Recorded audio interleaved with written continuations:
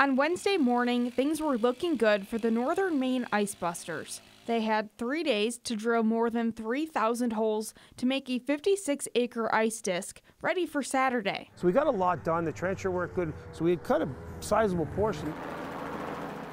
After some positive momentum, the mastermind behind the project, Roger Morneau, says Thursday's weather wasn't quite in their favor. And the wind was just howling across, like couldn't see anything. So you'd cut a little bit of ice, and then you'd look back, and it was indistinguishable. It was really discouraging. But instead of throwing in the towel, they were back on the ice Friday morning in one last valiant effort to get the cutting done. If you'd have caught me in the morning, I was snappy and snippy and like, barking at people and stuff. Then I started thinking, man, we're moving. In one day, the Ice Busters cut about 2/3 of the disc, which took some of them by surprise. I'm like, this is gonna work, this is gonna happen. I can't even believe it. And sure, there are ups and downs, and you feel like quitting sometimes. But this group of Northern Mainers knows what it takes to get the job done. On the day of the spin, the group attached 10 motors to try and get the 140,000-ton disc spinning. They attached boat motors and even a motor from an old potato harvester.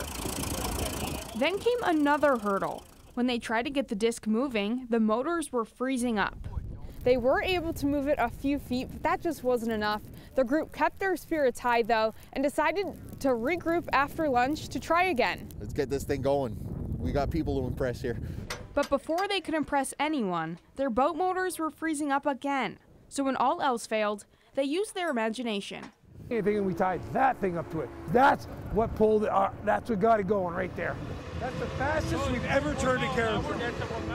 They tied this utility vehicle onto Morneau's truck, and that's when the magic happened. And we kept going. Next thing you know, we're just driving along. Of course, we're not really moving according to the lake, but the carousel's moving under us. In less than 2.5 hours, the carousel made its way around. 5, 4, count 3, 2, 1!